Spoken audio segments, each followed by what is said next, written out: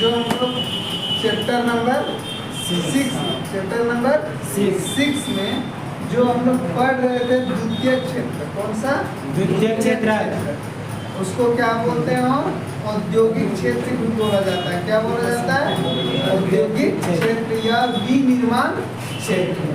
तो इसमें जो आज का जो अगला पॉइंट हमको पढ़ना है वो पढ़ना है उद्योगों की अवस्थिति को प्रभावित करने वाले कारक, यानी किन कारकों के कारण कोई भी उद्योगिक क्या होता है वहाँ स्थापित किया जाता है, यानी क्या क्या होना चाहिए उस क्षेत्र में जहाँ औद्योगिक या उद्योग लगाया जा सके। क्या किया जा सके? उद्योग लगाया जा सके। यानी जैसे अभी टाटा स्टील लगा हुआ है ना जमशेदपुर, तो वो वहाँ क्यों लगा हुआ है? वो तो हजारीबाग में भी लग सकता था ना। बोकारो का जो बोकारो का जो स्टील प्लांट है सेल, वो भी लग सकता था इधर। वो क्यों लगा वहाँ? कोई तो कारण होगा ना।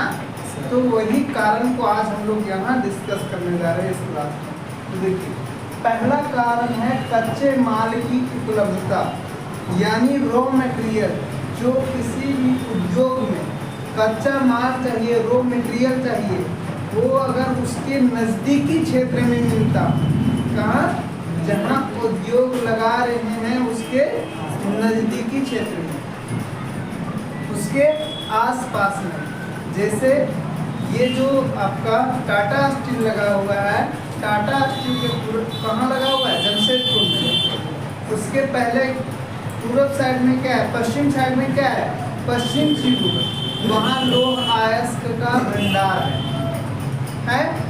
उसके राइट साइड में, जमशेदपुर के राइट साइड में उड़ीसा है, और उड़ीसा का नोवा मुंडी, वो भी लौह अयस्क के लिए प्रसिद्ध है।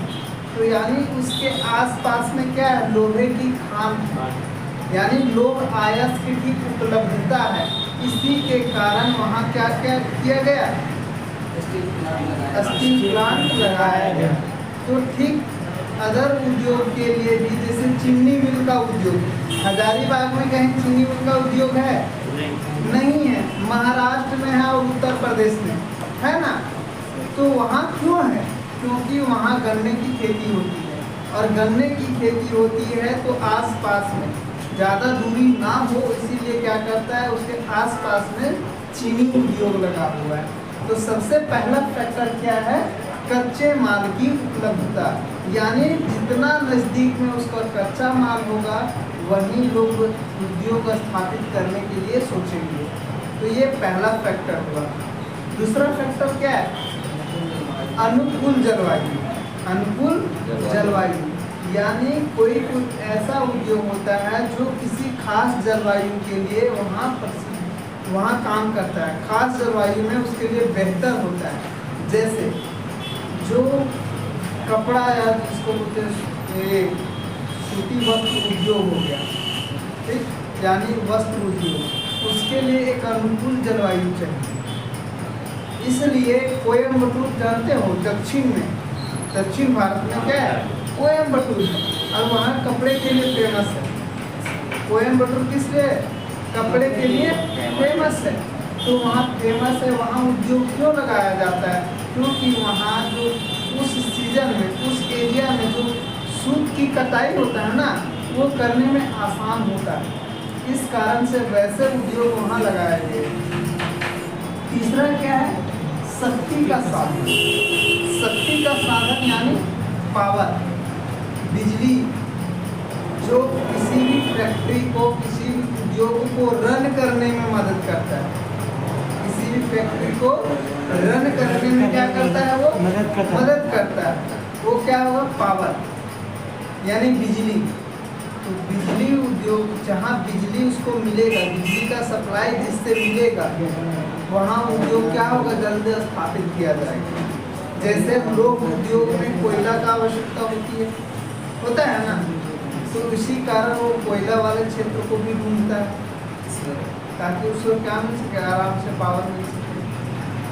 अगला क्या है, श्रम की उपलब्धता, श्रम की उपलब्धता यानी मजदूरी, जहाँ से जहाँ उसको अच्छे और सस्ते मजदूर मिलेंगे।